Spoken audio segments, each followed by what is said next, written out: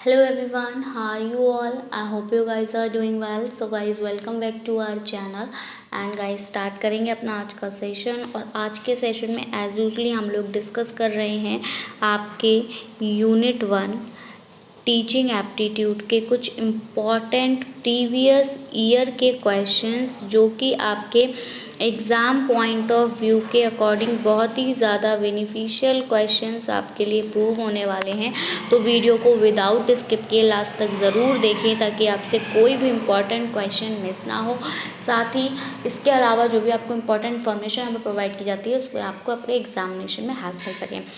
So guys firstly मैं आपको बता दूं कि हम लोग इसके ऑलरेडी 4 to 5 पार्ट्स कवर कर चुके हैं जहां पर कि हमने कुछ इम्पॉर्टेंट क्वेश्चंस को देखा हुआ है और आज हम इसके कुछ और क्वेश्चंस को कवर करेंगे। और इसके साथ ही हमने कुछ इम्पॉर्टेंट पॉइंट्स डिस्कस किए थे आपके यूनिट 1 के जो कि आपको हेल्प करेंगे इन क्वेश्चंस को सॉल्व करने के लिए। अगर आपने वो वीडियोस नहीं देखी तो सारी वीडियोस का लिंक मैं आपको डिस्क्रिप्शन बॉक्स में प्रोवाइड कर दूँगी, आप वहाँ से इसको चेक कर सकते हैं। तो चलिए हम स्टार्ट करेंगे। फर्स्ट क्वेश्चन जो है आपका इट इज़ आजकल सीखने का सबसे प्रभावी तरीका क्या है। तो आजकल की बात हो रही है और सीखने की बात हो रही है, तो क्या आप सेल्फ स्टडी से कुछ सीखते हैं? देखिए, सेल्फ स्टडी से आप खुद को एग्जामिनेशन के लिए प्रिपेयर कर सकते हैं, बिल्कुल आप सीखते भी हैं, लेकिन हम ये नहीं कह सकते कि ये आजकल सीखने का सबसे प्रभावी तरीका है। सीखने का एक तरीका है सेल्फ स्टडी कि आप खुद से स्टडी करके सीख सकते हो, बट प्रभावी है या नहीं ये हम नहीं कह सकते। बाकी ऑप्शंस देखेंगे। बाकी ऑप्शंस में आपसे बोला है कि face to face learning, e learning और ब्लेंडेड लर्निंग। तो यहाँ पर ये क्वेश्चन थोड़ा सा मतलब आप कह सकते हो कि कॉम्प्लेक्स है, और वो इसलिए है क्योंकि यहाँ पर face to face learning, e learning, blended learning, ये सारे ही ऐसे आपको यहाँ पर ऑप्शंस दिए हुए हैं जो कि आपके सीखने का एक तरीका है। हमें प्रभावी देखना है तो हम इन दोनों, ई लर्निंग आपको पता है प्रभावी आजकल चल रही है कि आप लोग यूट्यूब के थ्रू पढ़ रहे हैं, ठीक है, आप लोग पीडीएफ्स के थ्रू पढ़ते हैं, तो ये ई लर्निंग जो आप इलेक्ट्रॉनिक लर्निंग करते हैं वो बहुत ही ज़्यादा इंपॉर्टेंट है, आजकल के ज़माने में आपको काफ़ी ज़्यादा हेल्प कर रहा है। बट ये जो ब्लेंडेड लर्निंग है it's also the same like e learning. तो दोनों ही ऑप्शन में से किसी एक ऑप्शन को चूज़ करना इज़ अ डिफ़िकल्ट टास्क। तो इस वजह से अगर ऐसा आपको क्वेश्चन देखने को मिले तो यहाँ पर आपके ये दोनों ही ऑप्शन जो होंगे वो सही होंगे, सी भी और डी भी। अब अगर आपको ऐसा, क्योंकि ये क्वेश्चन आया हुआ है, ठीक है, तो ये क्वेश्चन तो आपका प्रीवियस ईयर में आया हुआ है, बिल्कुल एज इट इज़ आया है। वहाँ पर की जो आपका एनटीए है उसने इन दोनों ऑप्शंस को सही माना है। अब चाहे वो ऑब्जेक्शन के बाद माना हो या पहले ही मान के दिया हो, तो पहले तो नहीं दिया होगा, एक ही ऑप्शन माना होगा। जब ऑब्जेक्शन आप लोगों ने चैलेंज किया होगा आंसर की को, तो वहाँ पर इनको दोनों माना गया होगा और दोनों में कॉमन मार्क्स मिले होंगे। तो अगर आपके सामने भी ऐसा एक क्वेश्चन आता है तो आप अपना माइंड यूज़ करके आंसर दीजिएगा और बाकी देखा जाता है कि एनटीए का क्या डिसीजन रहता है। बट ये दोनों ही जो है वो एक प्रभावी तरीका है अगर हम सीखने की बात करें तो। नेक्स्ट क्वेश्चन है, प्राइमरी में स्कूल स्तर पर अधिकांश शिक्षक महिलाएं होनी चाहिए क्योंकि वे बच्चों को पुरुष से बेहतर पढ़ा सकती हैं। तो यहाँ पर आपको ऑप्शंस दिए हुए हैं कि बुनियादी सामग्री को पुरुषों से बेहतर जानते हैं, मतलब महिलाएं जो है वो क्यों होनी चाहिए प्राइमरी में, इसलिए होनी चाहिए क्योंकि ये बुनियादी सामग्री को पुरुषों से बेहतर तरीके से जानते हैं, या फिर कम वेतन पर उपलब्ध हो जाती है। तो ऐसा तो नहीं है भैया कि महिलाएं फ्री में थोड़ी ना आ रही है जो वो कम वेतन पर, मतलब पुरुष जो है वो ज़्यादा सैलरी लेंगे और महिलाएं कम सैलरी ले लेंगी तो इसलिए प्राइमरी में महिलाओं को ही रखना है। नहीं, ये तो एक आपका मिथ हो गया, ठीक है, तो ये तो इसको तो आप बिल्कुल ही हटा देंगे। दूसरा है बच्चों के साथ प्यार और स्नेह से पेश आ सकती हैं। तो यस, ये वाला ऑप्शन हमें ज़्यादा अप्रोप्रिएट लग रहा है कि जो महिलाएं होंगी, क्योंकि भैया देखिए वो उनके घर में खुद के भी बच्चे होंगे, ठीक है, तो वो जिस तरह से अपने बच्चों को डील करती हैं उनको उस तरह से उनको बच्चों को डील करना आता है, तो वो प्राइमरी में जो भी स्टूडेंट्स होते हैं उनको भी ईजिली डील कर सकती हैं। जबकि अगर हम बात करें पुरुषों की, तो पुरुष तो घर में भी बच्चों के साथ डील नहीं करते हैं और एग्रेसिव हो जाते हैं नेचर में अगर बच्चे थोड़ी शैतानी करते हैं तो इसलिए यहाँ पर एक माइंडसेट बना हुआ है कि जो फीमेल्स हैं वो ज़्यादा प्यार और स्नेह जो है बच्चों को दे सकती हैं in comparison to man.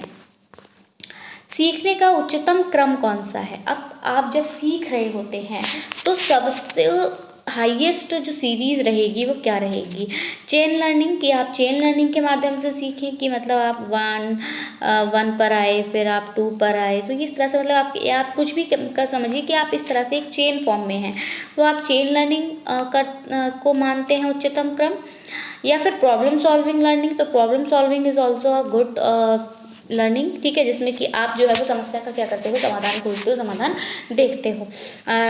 Stimulus response learning, ठीक है, और कंडीशंस रिफ्लेक्स लर्निंग। तो यहाँ हमारा जो करेक्ट आंसर जाएगा वो क्या जाएगा, आपका कंडीशंस रिफ्लेक्स लर्निंग के साथ जाएगा। एक व्यक्ति पेशे के रूप में शिक्षण का आनंद तब ले सकता है जब उसका, अब कोई व्यक्ति है वो पेशे के रूप में शिक्षण का आनंद कब ले सकता है, जब उसका छात्रों पर नियंत्रण होगा, तब छात्रों से सम्मान कमाता है, अपने सहयोगियों की तुलना में अधिक योग्य है, या फिर उच्च अधिकारियों के बहुत करीब है। तो यहाँ पर अगर मैं बात करूँ तो छात्रों पर अगर नियंत्रण है किसी शिक्षक का, तो ये नहीं कहा जा सकता कि यहाँ पर जो है वो शिक्षण का आनंद लिया जा रहा है। छात्रों पर आप अगर नियंत्रण रख रहे हो तो आप क्या ही इंजॉय कर रहे हो, बच्चे तो सारे बोर डर के मारे बैठे रहेंगे, वो आपसे क्वेश्चन ही नहीं करेंगे, आप बस खुद से जाएंगे और खुद से पढ़ा के चले जाएंगे, तो क्या आप वहाँ पर कोई आनंद महसूस करेंगे, तो मुझे तो नहीं लगता हो, ठीक है। तो ये ऑप्शन तो आपका गलत हो जाएगा। अपने सहयोगियों की तुलना में अधिक योग्य है, आप अपने सहयोगी की तुलना में अगर अधिक योग्य हैं भी तो इसका रिलेशन कहाँ आ रहा है कि आप शिक्षण का आनंद ले पा रहे हैं। अब वही बात होगी ना कि अंधों में काना राजा वाली, मतलब अगर सब में मतलब कहते नहीं कि कंपटीशन जो है वो सब एक, अगर सारे ही वीक है और एक उसमें इंटेलिजेंट है, मतलब कह नहीं सकते कि इंटेलिजेंट है, एवरेज है, बाकी सब जो है वो लो है, तो वो एवरेज वाला खुद को राजा तो समझने ही लगेगा, तो इसमें क्या ही आनंद है ना। जब ऑब्वियसली बिल्कुल क्लियर ये है कि जब बाकी लोग को कुछ नहीं आता और आपने अगर एक क्वेश्चन का आंसर दे दिया तो आपका ही सही होगा, ठीक है। तो ऐसे में आनंद नहीं आता। आनंद कब आता है, जब आप इक्वल बराबरी पे जो है वो कुछ करते हैं, ठीक है। नेक्स्ट है आपका उच्च अधिकारियों के बहुत करीब। तो उच्च अधिकारियों के करीब होने से क्या क्या हो सकता है, आपको यही का मतलब आपको कोई भी क्लास नहीं दी जाएगी, आप बस स्कूल जाएंगे और बैठे रहेंगे, घर चले आएंगे, नहीं। तो यहाँ पर जो शिक्षण का आनंद होगा वो कब ले सकता है, जब वह छात्रों से सम्मान कमाता होगा, तब उसे आनंद की है जो वो अनुभूति होगी। तो ऑप्शन नंबर बी जो है वो यहाँ पर क्लियर हो जाएगा, करेक्ट हो जाएगा। नेक्स्ट है एक आरेख 1000 शब्दों से अधिक बोलता है। एक आरेख 1000 शब्दों से अधिक बोलता है, तो इस कथन का अर्थ है कि शिक्षक को शिक्षण में आरेखों का उपयोग करना चाहिए, कक्षा में अधिक से अधिक बोलना चाहिए, कक्षा में शिक्षण सहायक उपकरण का उपयोग करें, या फिर कक्षा में बहुत ज़्यादा नहीं बोलते हैं। तो यहाँ पर बात है, अगर एक आरेख 1000 शब्दों से अधिक बोलता है तो इसका मतलब क्या है, आरेख का यहाँ पर आपको क्यों बोला है कि ये जो एक आरेख होता है या कोई भी एक पिक्चर होती है तो वो 1000 शब्द में जिस तरह से मतलब यहाँ पे बोला है कि 1000 शब्द आप बोल दीजिए, उससे ज़्यादा जो है वो ये पिक्चर्स डिस्क्राइब कर सकती है। तो ये तो मैं आपको बार बार बताती हूँ, बिल्कुल क्लियर ही है कि बच्चा जो है वो देख कर ज़्यादा अच्छा तरीके से समझता है, आप उसको बोलकर समझाएं उस कंपैरिजन में। बिल्कुल मैं अगर यहाँ पे क्वेश्चंस, ये जो क्वेश्चन है, अगर इस क्वेश्चन को यहाँ नोट ना करूँ, ठीक है, आपको ये पिक्चर मान लीजिए आप इसको, अगर मैं ये पिक्चर या फिर ये रिप्रेजेंटेशन ना करूँ और सिर्फ आकर यहाँ पर क्वेश्चंस अपने मन से बोलूँ और आपको ना ऑप्शंस दिखाई दें और ना ही आपको क्वेश्चंस दिखाई दें और मैं बस बोलूँ कि ये क्वेश्चन है, ये आंसर है, you have to answer the question, तो क्या आप क्वेश्चन का आंसर कर पाएंगे? नहीं। मैं क्वेश्चन को बिल्कुल जो है वो क्लियरली, करेक्टली, बिल्कुल बहुत ज़्यादा एलैबोरेट करके आपको समझाऊं, आपको ऑप्शंस दिखाऊं, बट अगर आप देख नहीं पा रहे हैं तो आप उस क्वेश्चन का आंसर नहीं कर सकते। तो वही है कि एक आरेख जो है वो 1000 शब्दों से भी ज़्यादा बोलता है। आप ताजमहल गए, आपने ताजमहल देखा, आप रेड फोर्ट गए, आपने रेड फोर्ट देखा, आप किसी उद्यान में गए, आप किसी नेशनल पार्क में गए, आप किसी वाइल्ड लाइफ सेंचुरी में गए, तो जो टीचर आपको बोलकर उसके बारे में बताएगा, एक साइड वो ले लीजिए और एक साइड जो आप देख कर आए हो, तो दोनों का जब आप कंपैरिजन करोगे तो जो आप देख कर आए हो उससे आप ज़्यादा बेहतर तरीके से समझ पाए हो, उसको आप ज़्यादा बेहतर तरीके से डिस्क्राइब कर सकते हो इन कंपैरिजन टू जो आपने अपने टीचर से सुना है, क्योंकि वो आपने सुना है और आप वो आपके माइंड से निकल भी जाएगा, ठीक है। तो ये ये वाली बात बता रहा है। तो यहाँ पर शिक्षण में ये कहा जा रहा है कि अगर ये वाली लाइन जो है वो सही है तो क्या हमें शिक्षण में आरेखों का उपयोग करना चाहिए। तो ये नहीं बोला कि आप आरेख जो है वो ज़्यादा की मतलब पिक्चर ज़्यादा बोलती है तो अब आप पिक्चर ज़्यादा बोल रही है तो अब आप पिक्चर ही का उपयोग करें। नहीं, रिटन फैक्ट्स भी तो होने चाहिए, ये थोड़ी ना सिर्फ पिक्चर दिखा दी। सिर्फ पिक्चर दिखाने से तो कुछ नहीं होगा ना, तो रिटन भी होना चाहिए थोड़ा बहुत। तो इसलिए ये ऑप्शन गलत हो जाएगा।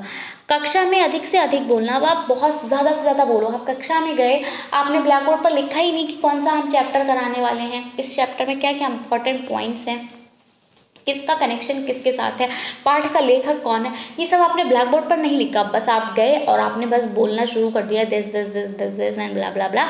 तो क्या अब बच्चों को समझ में आएगा? बिल्कुल नहीं आएगा भैया। कितना भी आप क्लास में बोलिए, लेकिन अगर आप उसको रिप्रेजेंट नहीं कर रहे हो, उसको शो नहीं कर रहे हो, उसको एलैबोरेट नहीं कर रहे हो, उसको डिस्कस नहीं कर रहे हो बच्चों के साथ में, तो जो है वो अधिक प्रभावी नहीं होगा। इसलिए ये ऑप्शन भी आपका गलत हो जाएगा। नेक्स्ट जो है आपका, कक्षा में शिक्षण सहायक उपकरण का उपयोग करें या फिर कक्षा में बहुत ज़्यादा नहीं बोलते हैं। ये कैसी बात हो गई? कक्षा में बहुत ज़्यादा नहीं बोलते हैं। शिक्षक अगर कक्षा में नहीं बोलेगा तो फिर कौन बोलेगा? आपको स्कूल में भेजा जा रहा है, आपको क्लास में भेजा जा रहा है, तो इसलिए भेजा जा रहा है कि आप बोल सकें। अगर आप किसी भी प्राइवेट स्कूल में अप्लाई करते हो तो आपसे पहली बात पूछी जाती है कि आपका कम्युनिकेशन कैसा है, whether you are free to speak in English और हिंदी। आप फ्रीली बोल सकते हो, आप फ्लुएंटली बोल सकते हो, आपका प्रोनाउंसिएशन कैसा है। तो इस पर बहुत ज़्यादा फोकस किया जाता है, जस्ट बिकॉज क्योंकि आपको क्लास में बोलना ही है मोस्ट ऑफ द टाइम। तो अगर आप बोलेंगे ही नहीं, कम बोलेंगे, तो कैसे आप जो है वो स्टूडेंट्स को अट्रैक्ट करेंगे? स्टूडेंट्स तो आपके बोलने से अट्रैक्ट होंगे ना, तभी तो आप उनसे बोलोगे देखिए आज हम पढ़ने वाले हैं गुरुत्वाकर्षण। तो गुरुत्वाकर्षण आपने लिखा हुआ होगा, लेकिन अगर आप मुंह से नहीं बोलोगे, सिर्फ लिखा हुआ है, तो वो ज़्यादा प्रिपेयर नहीं होगा। आप बताएंगे कि गुरुत्वाकर्षण जो है वो हम क्यों पढ़ा रहे हैं, सबसे पहले इसका जो आरंभ है वो कैसे हुआ। आप बताएंगे कि न्यूटन जो थे वो एक पेड़ के नीचे बैठे थे, ऊपर से सेब गिरा, तो उन्होंने फिर उनके माइंड में क्वेश्चन आया कि ये सेब नीचे गिरा कैसे, तो इस तरह से जो है वो गुरुत्वाकर्षण आया, उन्होंने खोज की। तो ये सब आप बताएंगे। सिर्फ गुरुत्वाकर्षण लिखने से बच्चों को गुरुत्वाकर्षण समझ में नहीं आएगा। ठीक है, तो कक्षा में ज़्यादा नहीं बोलती तो बिल्कुल गलत बात हो गई। करेक्ट आंसर जो आपका जाएगा कि कक्षा में शिक्षण सहायक उपकरण का उपयोग करना है आपको। तो शिक्षा, अब ये जो है वो आपके ऑडियो विजुअल भी हो सकते हैं। सिर्फ आपको मैंने बोला ना कि सिर्फ आरेख की बात नहीं है, आपको ऑडियो भी यूज़ करनी। कभी कभी जो आप ऑडियो में, जैसे आप लोग का बिल्कुल क्लियर है, मैं आपको यहाँ पर कंटिन्यूसली कुछ भी बोलती रहूँ, वो आप नहीं याद रख पाओगे मैंने क्या क्या बोला था। बट वहीं अगर मैं यहाँ पर आपको कोई सॉन्ग सुना देती हूँ, वो सॉन्ग आपको याद हो जाएगा।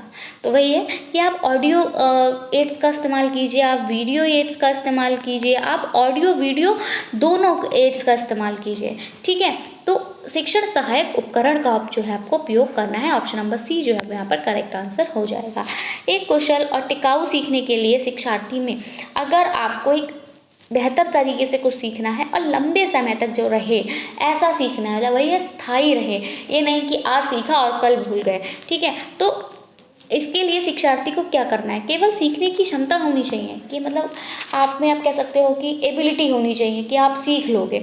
आपके अंदर कोई पैशन नहीं होना चाहिए, आपके अंदर कोई डिटर्मिनेशन नहीं होना चाहिए, आपके अंदर कोई इंटरेस्ट नहीं होना चाहिए। सिर्फ एबिलिटी है कि हाँ आप कर सकते हो और आपका मन ही नहीं है करने का, तो क्या आप कर पाएंगे? यस और नो?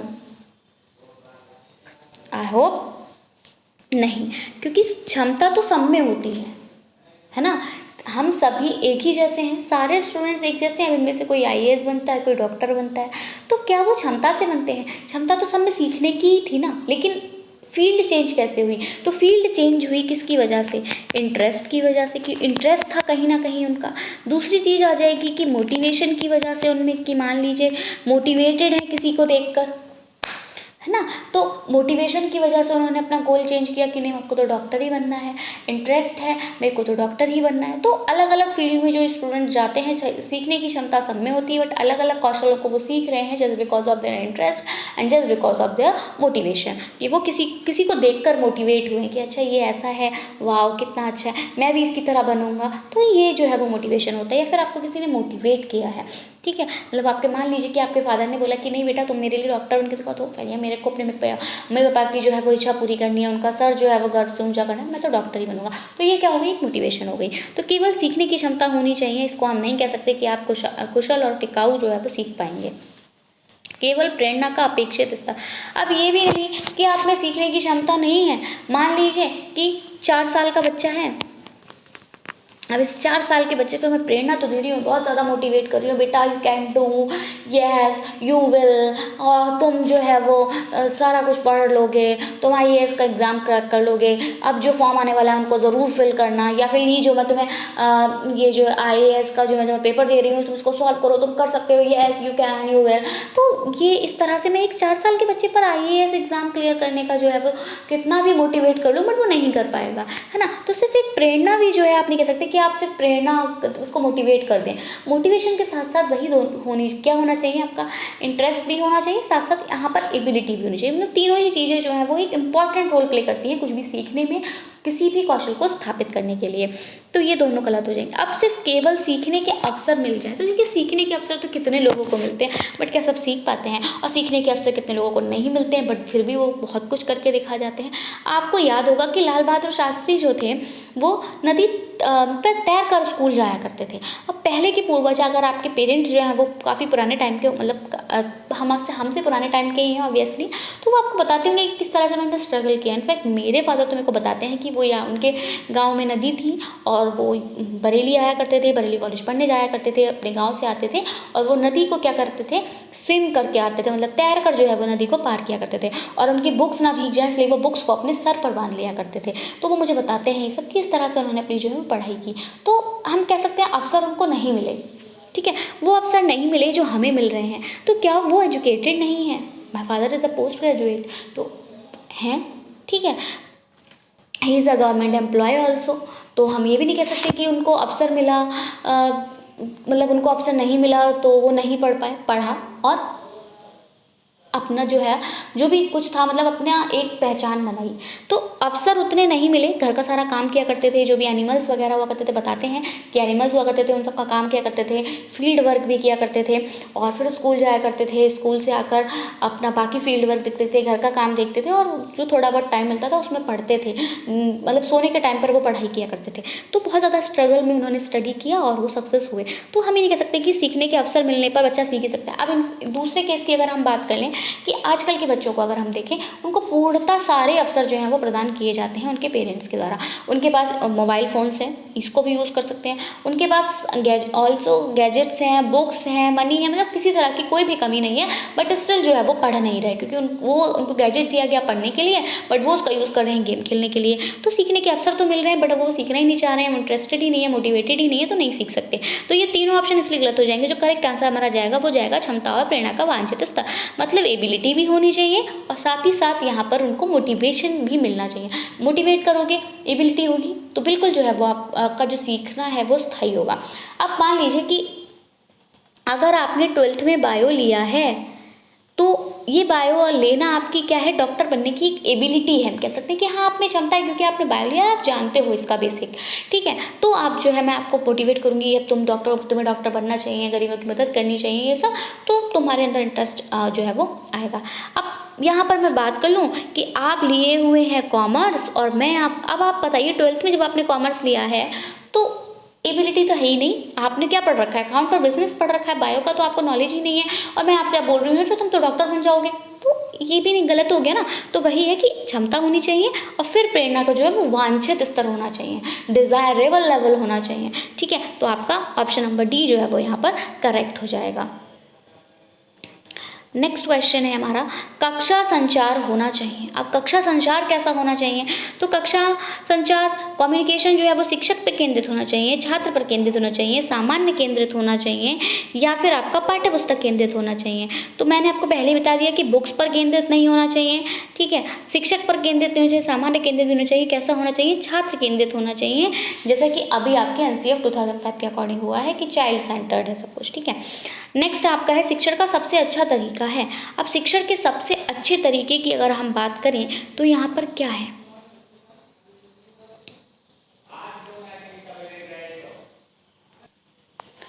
तो शिक्षण का सबसे अच्छा तरीका क्या, जानकारी प्रदान करना है। कि अगर आप टीचिंग कर रहे हो और आपने बस इन्फॉर्मेशन दे दी, इन्फॉर्मेशन तो मैं भी आपको दे रही हूँ कि आपका एग्ज़ाम जो है वो जून में है, ठीक है, जो आपका एग्ज़ाम जो है वो दिसंबर में है, तो इन्फॉर्मेशन मैंने आपको दे दी, तो क्या टीचिंग हो गई। मैं आपको यहाँ आऊँ वीडियो में और सिर्फ यही बताऊँ कि आपका एग्ज़ाम जो है वो जून में है, दिसंबर में है, आपका एग्ज़ाम में 150 क्वेश्चंस आएंगे।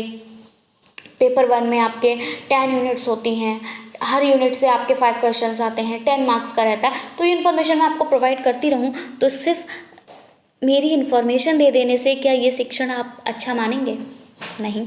नेक्स्ट है छात्रों को किताबें पढ़ने के लिए कहना। अब मैं आपको बता दूं कि जिस तरह से आप लोग पूछते हैं कि मैम किस बुक से जो है वो हमें स्टडी करनी चाहिए, मैं आपसे बोल दूं कि आप KVS मदान की बुक ले लीजिए, आप R गुप्ता की बुक ले लीजिए और पढ़ लीजिए, तो बस। तो क्या आपकी प्रिपरेशन हो जाएगी? नहीं। आप बुक में क्या कर सकते हो कि कंसेप्ट को पढ़ सकते हो, जो भी वहाँ पर लिखा होगा उसको आप पढ़ लोगे, लेकिन अब आपके समझ में तो नहीं आया ना कि कौन सी चीज़ है वो कहाँ से आई है, कौन सा यहाँ पर थियरी यूज़ हुआ है, कौन सा कंसेप्ट यूज़ हुआ है, कौन सा संप्रत्यय यूज़ हुआ है। तो इसके लिए आपको किसकी रिक्वायरमेंट होगी? किसी टीचर की रिक्वायरमेंट होगी, या फिर आप चाहे यूट्यूब पर ले लीजिए, या फिर आप जो है वो सामने से किसी भी कोचिंग में जो है आप एडमिशन ले लीजिए ऑफलाइन। तो जानकारी प्रदान कर देने से भी हम शिक्षण को बेहतर नहीं कह सकते। छात्रों को आप किताबें पढ़ने के लिए कह देंगे, बच्चे किस लेवल से पढ़ रहे हैं उन पर डिपेंड करता है, वो नहीं पढ़ पा रहे हो, ठीक है। तो अच्छी संदर्भ सामग्री का सुझाव दें। अब आप उनको रेफरेंस बुक्स बता दें। भाई सेम मैंने बोला कि ये पढ़ लो, ये बुक बहुत अच्छी है, बहुत सारा मटेरियल मिलेगा। मटेरियल तो मिलेगा, बट वो मटेरियल रट लेने से आप क्वेश्चन सॉल्व नहीं कर सकते जब तक कि आपको कंसेप्ट क्लियर नहीं होगा। तो ये ऑप्शन भी गलत हो जाएगा। तो करेक्ट जो यहाँ पर ऑप्शन रहेगा वो ऑप्शन नंबर डी रहेगा। वो कैसे? कि एक चर्चा शुरू करें। आप कोई भी एक डिस्कशन को स्टार्ट करेंगे और स्टूडेंट से कहेंगे कि आप तुम इसमें जो है वो पार्टिसिपेट करो। जब स्टूडेंट्स आपस में डिस्कस करेंगे तो जो है वो नए नए एस्पेक्ट से वो लोग सोचेंगे, नए नए एस्पेक्ट से वो क्वेश्चन के आंसर करेंगे और अपने अपने जो उनकी थिंकिंग है, अपने अपने थॉट्स को जो है वो यहाँ पर एक्सप्रेस करेंगे, ठीक है। तो ये जो है वो ज़्यादा अप्रोप्रिएट रहेगा, टीचिंग का एक अच्छा मेथड रहेगा। नेक्स्ट है कक्षा के अंदर बातचीत उत्पन्न होनी चाहिए। अब कक्षा के अंदर बातचीत कैसी होनी चाहिए? तर्क वाली होनी चाहिए, सूचना की होनी चाहिए, विचार या विवाद की होनी चाहिए। तो कक्षा के अंदर जो बातचीत हो वो कैसी हो? आपकी वैचारिक, ठीक है। नेक्स्ट है आपका छड़ी छोड़ो और बच्चे को बिगाड़ो। ये संदेश देता है कि जैसे आपके जो सज़ा पर प्रतिबंध लगाए गए हैं कि किसी भी स्टूडेंट को फिजिकली हैरेस नहीं किया जाएगा, कोई भी फिजिकल पनिशमेंट नहीं दी जाएगी। आपके RTE में ये एक धारा लागू की गई है, तो उसी को यहाँ पर बोला है कि छड़ी को छोड़ो और बच्चे को बिगाड़ो। मतलब अगर फिजिकल पनिशमेंट बच्चे को नहीं दी जाएगी तो उनका मानना है कि बच्चे यहाँ पर जो है वो बिगड़ेंगे। तो कक्षा में सज़ा पर प्रतिबंध लगाया जाना चाहिए। शारीरिक दंड स्वीकार्य नहीं है। अवांछित व्यवहार को दंडित किया जाना चाहिए। बच्चों को छड़ से पीटा जाना चाहिए। तो वही कि छड़ी छोड़ देना मतलब ये नहीं कि आप बच्चे को पनिशमेंट ना दें, पनिशमेंट देनी है, बट वही कि आप उन्हें पीटने लग जाएं छड़ी से, तो ये गलत है। आप उनको कोई भी शारीरिक दंड नहीं देंगे। कक्षा में सजा पर प्रतिबंध भी नहीं लगाना है, फिर तो भैया बच्चे पढ़ेंगे ही नहीं। अगर उन्हें पता होगा कि यहाँ पनिशमेंट मिलेगी नहीं, वो क्यों डरेंगे, वो क्यों होमवर्क करके लेकर आएंगे। तो क्या करना है? अगर उनका व्यवहार अवांछित है, क्योंकि कभी कभी तो हर किसी से मिस्टेक्स होती हैं, हम किसी ना हो सकता है किसी का जेन्युइन रीज़न रहा हो वो होमवर्क करके नहीं आया, तो पहले कारण जानना है कि होमवर्क ना करने की वजह क्या थी, और फिर उस कारण का जो है वो निदान करना है। निदान होता है तो दैट्स गुड, नहीं होता है तो ऐसी पनिशमेंट बच्चे को देनी है जिससे कि मतलब फिजिकली वो हैरेस ना हो, ठीक है, और मेंटली भी जो उस पर इफेक्ट ना पड़े। जो पनिशमेंट आप दे रहे हो उससे उसके व्यवहार में सुधार आए, कि आपने बोला कि आप आज होमवर्क करके नहीं लेकर आए हैं, तो चलिए आपका ये है, आपको ये पनिशमेंट दी जाती है कि अब आप 1 पेज राइटिंग दी थी मैंने, आप 2 पेज राइटिंग करके लाओगे, ठीक है। तो बच्चा सोचेगा कि अरे एक ही से अच्छा तो मैं 1 ही पेज कर लेता। तो इस तरह से आपको दंडित करना है, बट अवांछित व्यवहार को दंडित करना है।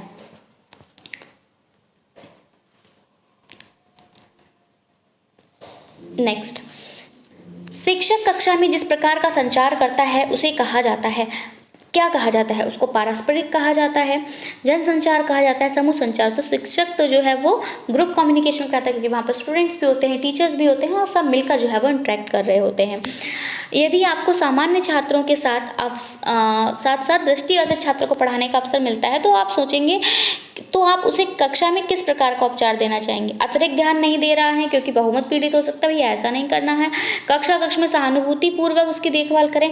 अगर आप उसकी सहानुभूति पूर्वक देखभाल करेंगे तो बच्चा जो है वो खुद को कह सकते हो कि फील कर सकता है कि मुझ में कहीं ना कहीं कोई डिफेक्ट है, इसलिए मेरे को इतनी ज़्यादा जो है वो सिंपैथी दिखाई देती है। तो बच्चे को सिंपैथी भी नहीं दिखाना, क्योंकि उसको वो हर्ट करती है। आप सोचेंगे कि अंधापन उसकी नियति है और इसलिए आप कुछ नहीं कर सकते, तो ऐसा नहीं है। आपको क्या करना है, सामने की पंक्ति की एक सीट पर उसको व्यवस्था करनी है कि वो अच्छे से उसका जो है फोकस हो सके, ठीक है। और फिर आप उसके लिए जो सुविधाजनक गति होगी उस अकॉर्डिंग पढ़ाएंगे, जिस गति से वो समझ पा रहा है।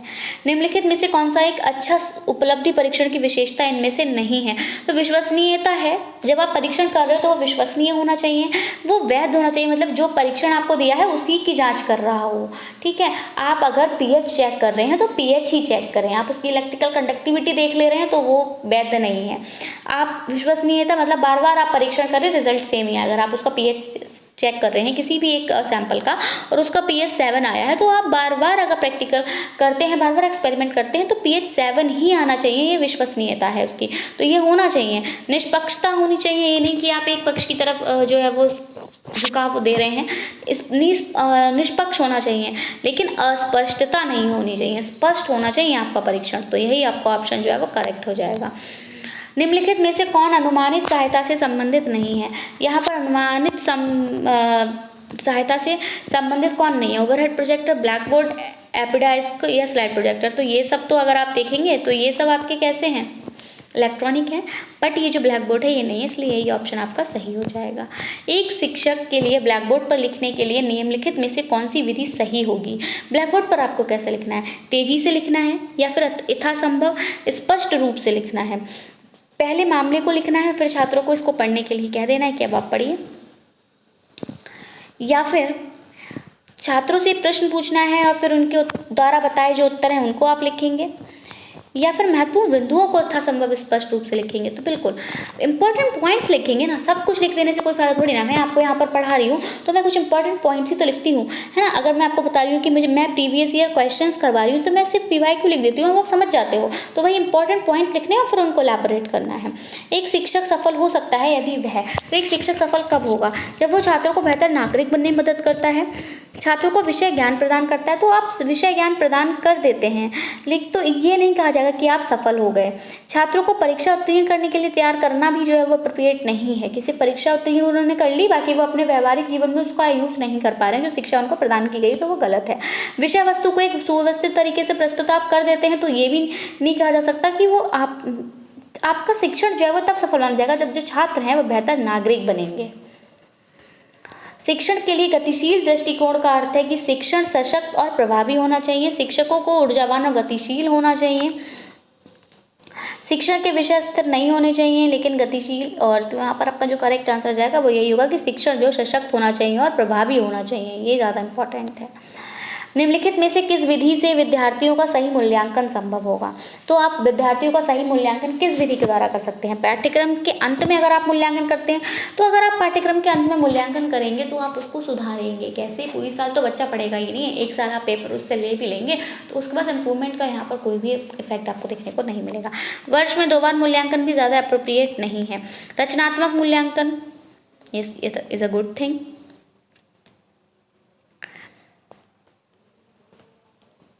और यहाँ पर आपका सतत मूल्यांकन, तो अगर आपको बच्चे का मूल्यांकन करना है तो वैसे तो आप रचनात्मक मूल्यांकन भी करेंगे और सतत मूल्यांकन, यहाँ पर भी ये दोनों ही ऑप्शन आपके सही हैं। नेक्स्ट, मान लीजिए कि एक छात्र अपनी समस्या, क्योंकि सतत मूल्यांकन आप करेंगे तो इम्प्रूवमेंट की वो रहेगी कि आपने FA1 लिए, बच्चे ने वीक परफॉर्म किया तो वो आपने देख लिया किस फील्ड में उसने वीक परफॉर्म किया, नेक्स्ट टाइम आप उस पर ज़्यादा फोकस कराएंगे तो वो इम्प्रूव हो जाएगी फील्ड। इस तरह से आप इम्प्रूवमेंट ला सकते हैं बच्चे में। मान लीजिए कि एक छात्र अपनी समस्याओं को अपने शिक्षक के साथ साझा करना चाहता है और वह इस उद्देश्य के लिए शिक्षक के घर जाता है, तो शिक्षक को क्या करना है? छात्र के माता पिता से संपर्क करना चाहिए और उसकी समस्या का समाधान करना चाहिए। उसे सुझाव दें कि उसे अपने घर पर नहीं जाना चाहिए, उसे प्रिंसिपल से मिलने और समस्या को हल करने का सुझाव दें, उचित मदद का विस्तार करें और उसका मनोबल बढ़ाएं। बिल्कुल ऑप्शन नंबर डी जो है वो यहाँ पर करेक्ट हो जाएगा। So that's all about me. I hope आपको आंसर क्लियर, आपको वीडियो पसंद आया होगा। वीडियो पसंद आया हो तो सेशन को लाइक करें, शेयर करें, एंड अगर अभी तक आपने हमारे चैनल को सब्सक्राइब नहीं किया है या फिर आप हमारे चैनल पर नए हैं तो UGC नेट एग्ज़ाम की बेस्ट प्रिपरेशन के लिए चैनल को सब्सक्राइब करें और बेल आइकन को प्रेस करना बिल्कुल ना भूलें, ताकि हम अपनी जब भी कोई न्यू वीडियो अपलोड करें तो सबसे पहले आप तक पहुँच सके। तो चलिए guys, that's it from my side. मिलेंगे हम अपनी एक नई वीडियो के साथ। Till then take care and bye bye. Thanks for watching. Thanks, have a nice day.